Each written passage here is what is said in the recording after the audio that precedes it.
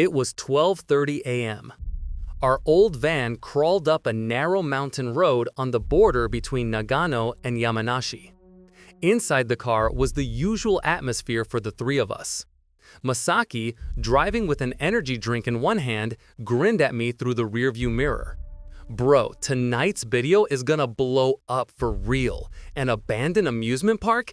Easy 200K views. Takumi, in the passenger seat, sighed and looked out into the darkness. Seriously, let's not. No signal out here, roads are crap. If the car dies, we're done. I sat in the back, adjusting the camera settings. Come on, with the right thumbnail, it'll do numbers. We're already here, might as well shoot something. Honestly, I agreed with Takumi, but our channel had been declining for months. We needed shock value. Masaki laughed, trying to keep the mood light. Relax already, it's just an old park. 3 grown men can handle whatever. Back then, we still believed him. Just enough to mistake the night for ordinary. Around 1 a.m., a rusty sign came into view in our headlights. Shiramani Leisure Park, closed. Graffiti, dense, rust. We stepped out of the car. Cold mountain air bit into our skin. The bent metal gate loomed ahead, covered with torn paper talismans, omikuji or ofuda, far too many for a place like this. Takumi whispered, "Why the hell would an amusement park have ofuda? This is already bad." Masaki forced a laugh, voice trembling. "Pranks, dude. Just stupid pranks. Let's go already." We stepped over the fallen section of the gate. A metallic clatter echoed somewhere inside. None of us moved for a few seconds. We tried to write it off as something loose in the wind. But there was no wind. The park was huge, drowned in darkness. Our flashlights cut through the ruined collapsed stalls, torn mascots, half-buried ride parts. Takumi stopped suddenly. "The Ferris wheel, is that moving?" I looked up. The rusted Ferris wheel shouldn't have been able to move at all. Yet, one gondola softly swayed. No wind. Then, metal striking metal echoed from beneath the wheel. I lifted the camera and zoomed in. For a split second, something flashed across the lens. A hand. No, multiple hands. Maybe 8. My heart lurched. "I think something moved," Takumi snapped. "Don't say shit like that." Masaki tried to laugh it off but couldn't. "Just shadows, bro." I pretended to agree. Probably lens noise or a branch. But deep down, I knew it wasn't. We reached the carousel next, its roof half collapsed, the horses rotting and toppled. I lifted the camera again and froze.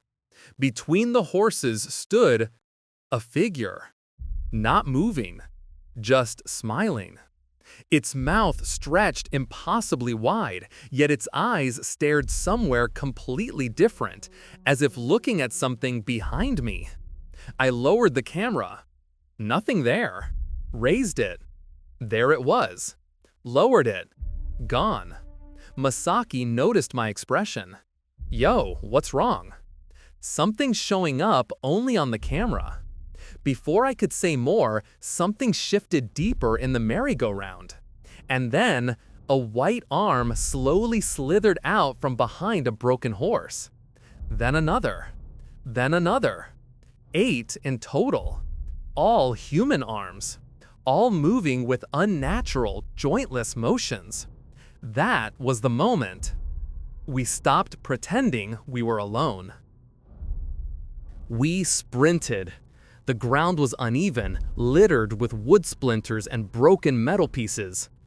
Behind us? The sound of many palms dragging across dirt. Too many. Takumi screamed, "What the hell is that?" "Run! Just run!" Masaki shouted. I aimed my flashlight toward the exit, the gate we entered from. A face was peeking from behind the bars. The same stretched smile, the same dead, wandering eyes. Takumi's voice cracked. Wasn't it behind us?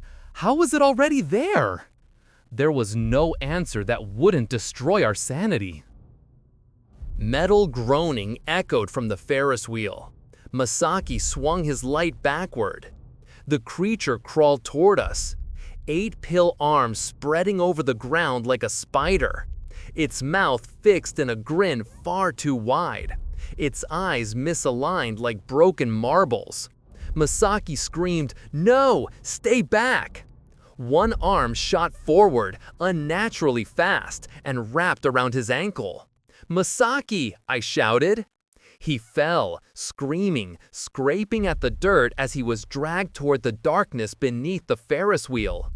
Takumi froze in terror. I'll never forget Masaki's final expression. His eyes were crying, but his mouth was smiling, like someone else was pulling the strings. That's when I understood. The creature could manipulate the face of anyone it touched, like a puppet, and Masaki was already gone. Move! Now! I grabbed Takumi's arm and ran. Behind us, the chorus of dragging hands grew louder. Takumi sobbed, "Why? Why did we come here? Why didn't we go home?" No answer could save us. We burst through a collapsed fence near a derelict restaurant and stumbled into the woods. Branches whipped our faces, rocks shredded our shoes, but we kept running. Because stopping meant death. We didn't dare look back. When I opened my eyes, it was morning. I was lying by a rural mountain road. Takumi was nowhere. Police searched the amusement park. They found nothing. No bodies, no footprints, not even the damage to the Ferris wheel. As if the entire night had been erased. Only my camera remained, placed neatly on a bench at the park entrance. I took it home and reviewed the footage. Every nightmare was there. The arms, the smiles, the dragging. But near the end of the footage, the creature was waving at the camera, waving with all 8 hands. And worse, at the very last frame, behind the trees deep in the woods, Takumi's face appeared, smiling the same impossible smile.